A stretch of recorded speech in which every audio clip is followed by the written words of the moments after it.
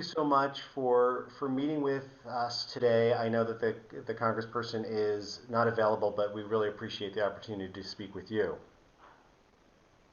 Well, we are very happy to have you here. We've done a lot of research. We've read all the materials that you sent, and we've looked at that. And we just want you to know that the congressperson is really going to take all of this under advisement, and he's very interested in responding to the needs of his constituency. So, unless there's something more than you would like to talk about than what you've already given us, I think that we have pretty much what we need. Thank you.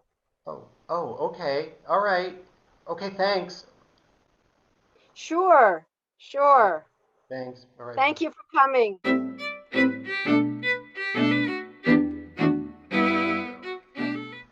Well, we really appreciate everything that the congressman has done. We are aware what a stellar record, and we are here because we really trust that the congressman wants to take it to the next level.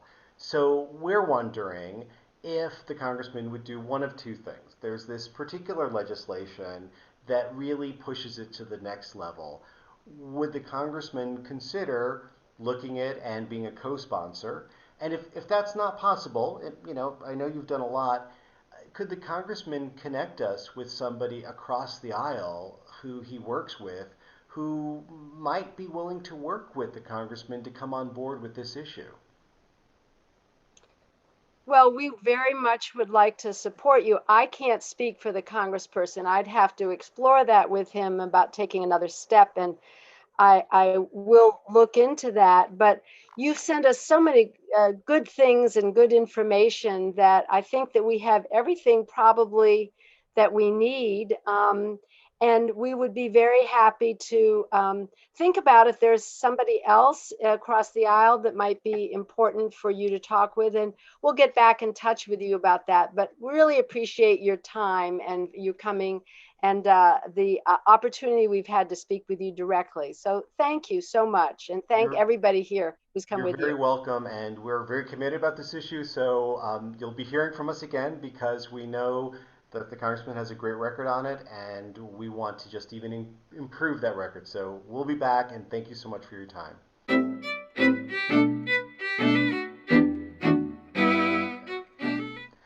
Well, thank you for meeting with us.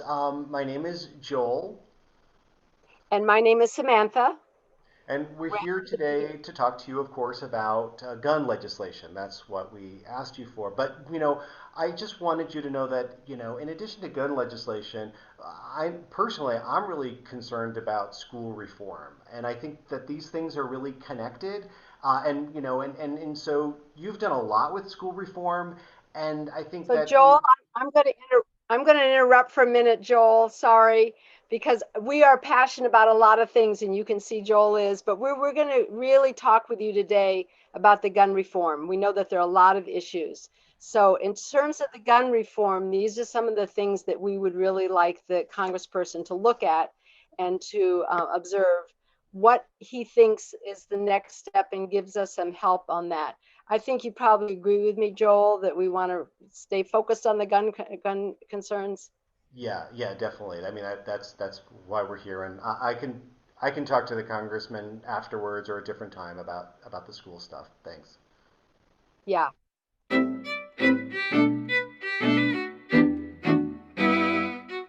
So I know that you have an appointment here to talk with me about gun issues, and I am the aide to a congressperson who really has taken a very firm stance for the Second Amendment, and he has always stood for the Second Amendment. And so anything that is going to impinge upon the Second Amendment, he is not going to support in any way.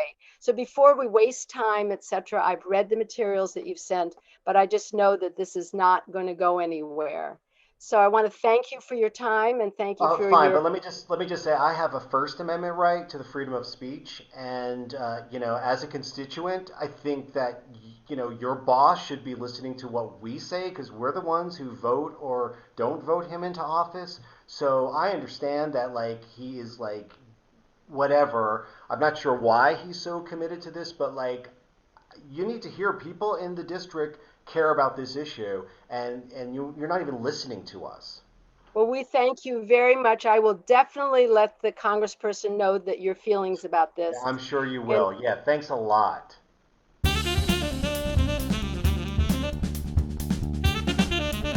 so I really appreciate you all coming, but as you know, Congressperson has been very clear all through his career, and he stays very clear to the fact that he is a person who supports the Second Amendment.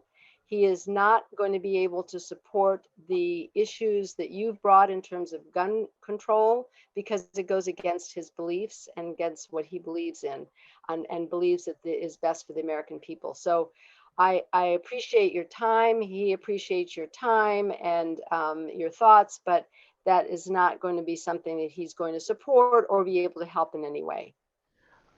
I really appreciate your honesty about this because you're right. We could, we could be wasting a lot of time on this. We clearly see this particular issue in different ways. And I'm wondering a couple of questions I have for you and the congressman. What what would you say are the top two issues that are most pressing or he's most passionate about right now? Do you mean around the Second Amendment or do you mean No, in no, no. general? Literally on his agenda, like, what is it as a constituent, what should I be aware of that he's really passionate about? Because maybe I'm also passionate about that thing. Well, he's really looking at a number of issues. One of them in particular that he's very interested in is making sure that there is no fraud or problems with our elections. And there's been so many changes, as you all know, and that is one of the things that he's been working on. The other that he's been working on has to do with prison reform. If you look at the work that he's done, he's really trying to make sure that the state is not paying for a lot of incarcerated people when we don't need to be. There may be different ways of dealing with that. I would say those are his top two: the fraud in voter and issues around in imprisonment and how we can really lower the costs that we are paying as U.S. Citizens for prisoners. Yeah, thank you. Answer your Thank question. you for sharing that. If the congressperson were to hear from other people in the district, business leaders, universities, you, who is influential? Who would be, maybe move the needle a little bit for him Are you talking around the around gun around issues? guns? Yeah. Yeah, that I can't answer. I just don't know. Probably if people came who understood the Second Amendment and were also committed to the Second Amendment and would have some other issues around gun issues, that might be helpful. But if there's no commitment to the Second Amendment, then we're speaking a different language. Right. No, I hear that. Final question. We're just citizens. We're volunteers. We're just learning how to work in the democratic process here. And I'm just wondering, for us as we speak with lawmakers, as we contact your office, what's the best way to connect with you? Is it email? Is it voicemail? And do you have any advice for us as we speak with other members of Congress? Um, Well, I guess the first thing I would say is that I would do my homework. And if you found out that the congressperson stood for Second Amendment, you probably wouldn't come about guns things. So do your homework is the first thing I would say, so that when you come here, you understand the stances that the congressperson has already taken. And the other I would say is that you did send out information. If it were a different type of information, you send out some good information. I think informing the congressperson, people don't really understand that we have a lot of issues that we are asked to look at, and we don't always know what all the parameters are, all the issues that people are feeling. And so putting that in writing and giving that to us as you did around this issue would be very helpful. Those are the two things.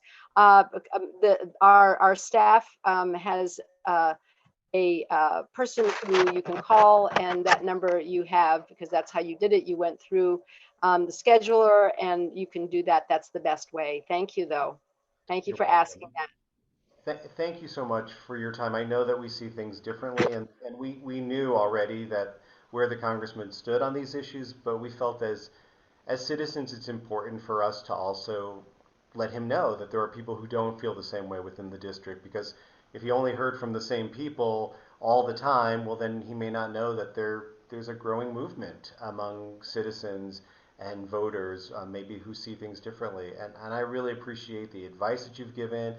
You've given us a lot to think about, and I'll be looking into some of what the congressman is doing around prison reform in particular, because that's an issue that I know some of us are particularly passionate about. Good. And thank you for understanding. And I really appreciate your being willing to understand that. And we always want to hear from our constituency. Thank you I very look much forward for to speaking with you again sometime soon.